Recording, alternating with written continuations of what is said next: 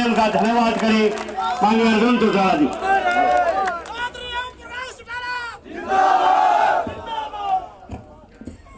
राम राम जी। बहुत ही आदरणीय और सम्मानित मंच पे विराजमान किसानों की आवाज माननीय राकेश टिकैत जी, उनके साथ आए माननीय युद्धवीर सिंह जी,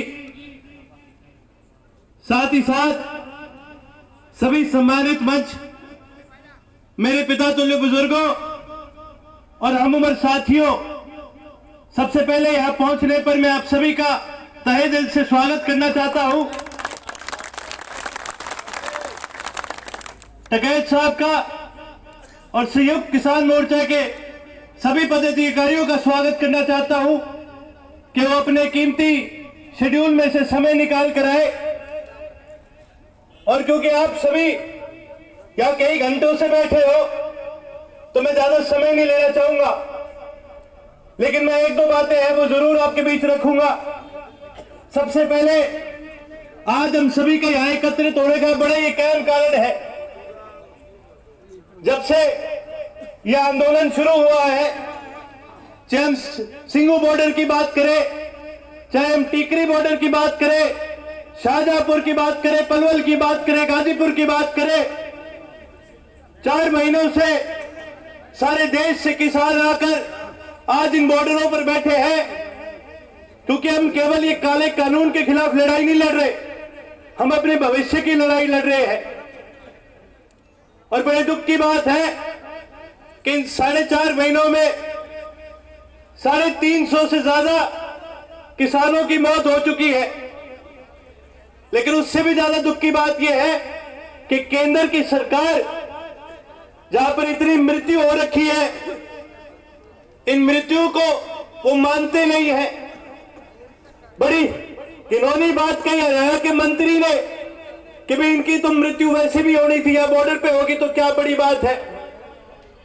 लेकिन मैं उनको एक चीज बता दूं, यदि ये सरकार सच्चे मन से उनकी कोई मदद करती, यहां पर कोई मेडिकल सुविधा प्रदान करने का काम करती, तो यहां पर कभी इतनी मृत्यु ना होती।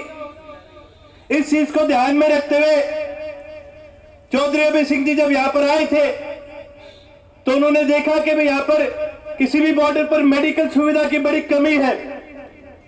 उन्होंने मुझे बुलाया, मुझे और मेरी धर्मपत्नी को, क्योंकि वो स्वयं खुद डॉक्टर है, और उन्होंने कहा कि भाई यहां पर मेडिकल सुविधा हमें प्रदान करनी चाहिए। मैंने एक चीज देखी कि भी हमारे जो किसान साथी हैं, आज जगह जगह से लोग चाहे बिजली, पानी, कंबल, राशन सब चीज में मदद करते हैं, लेकिन मेडिकल सुविधा यहां पर आज तक नहीं पहुंची। तो उन्होंने ये जिम्मा लगाया हमारे कि बेटा यहां पर तुम अस्पताल बनाने का काम करो, और बड़े चौधरी साहब जननायक चौधरी देवीलाल के नाम से इस अस्पताल को चलाने का काम करो। और कोई छोटा मोटा अस्पताल नहीं बनाना, कम से कम 40 बिस्तरों का एक अस्पताल बनाने का काम करो। और आज हम सभी उस अस्पताल के उद्घाटन के लिए एकत्रित हुए हैं। मैं धन्यवाद कहना चाहूंगा सभी डॉक्टरों का, सभी नर्सों का, जो अपने अपने कॉलेजों से अपनी पढ़ाई बीच में छोड़ करके आज किसानों की सेवा करने के लिए आए हैं। मैं धन्यवाद कहना चाहूंगा सभी डॉक्टरों का, जो अपनी प्रैक्टिस बीच में छोड़ करके आज किसानों की सेवा करने के लिए यहां पर आए हैं।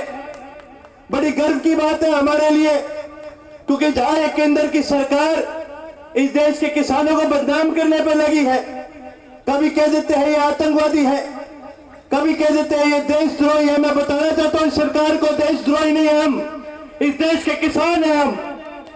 जो इनकी थाली में अन्न जाता है ये हमारे देश का किसान उगाता है। जो इनकी थाली में खाना जाता है ये अपने दफ्तरों में बैठ करके हमारे ऊपर कानून बनाने का काम करते हैं। इनको याद दिला दूं, इनका पेट इस देश का किसान बनने का काम करता है।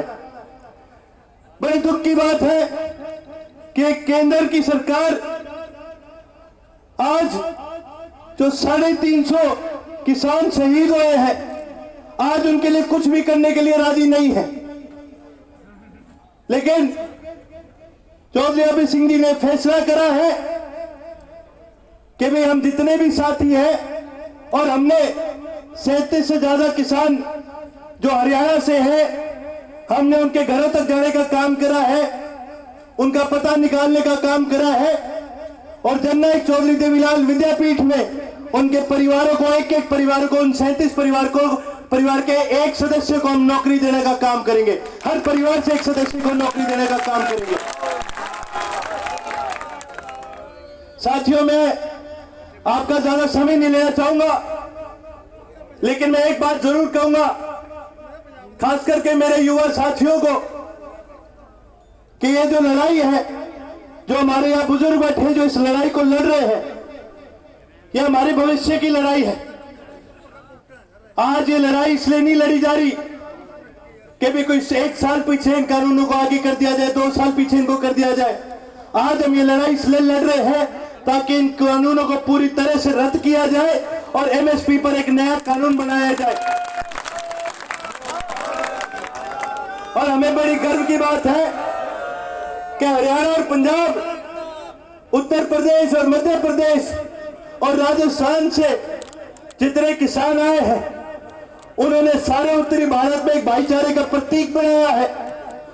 जहां सरकार सोचे बैठे थी कि भी ज्यादा दिन एक आंदोलन नहीं चलेगा, आज हमारे प्रदेश के, हर देश के किसानों ने इस सरकार को एक मुंह पे थप्पड़ देने का काम करा है, इनके आज आंखें खोलने का काम करा है। इस सरकार को भी आज पता चला है कि भी कितना भाईचारा हमारे देश के किसानों में है।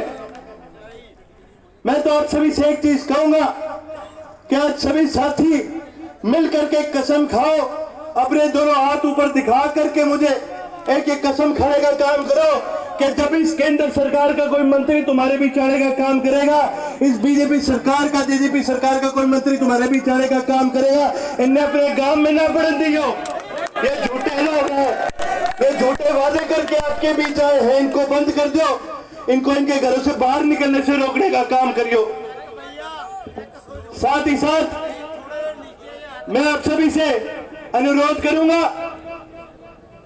कि आप सभी मेरे साथ मिलकर के माननीय राकेश टिकैत जी का स्वागत करें। एक बार सभी किसान साथी मिलकर के मेरे साथ एक बार नारा जरूर लगाए, जय जवान, जय जवान। साथियों, एक नारा और लगाना। ये भारतीय जनता पार्टी के जो नेता है, ये सोचते हैं कि ये सच्चे देशभक्त है, ये भारत माता की जय का जब नारा लगाते हैं, इनको लगता है कि भी हम देश के भक्त नहीं है। ये जितने भी ये गेरुआ रंग बैठ के केंद्र में मंत्री बैठे हैं, इनको याद दिला दो कि इस देश के अगर सच्चे भक्त कोई है तो इस देश के किसान है। मेरे साथ मिलकर नारा लगाओ, भारत माता की, भारत माता की, भारत माता की, वंदे वंदे। बहुत बहुत धन्यवाद साथियों।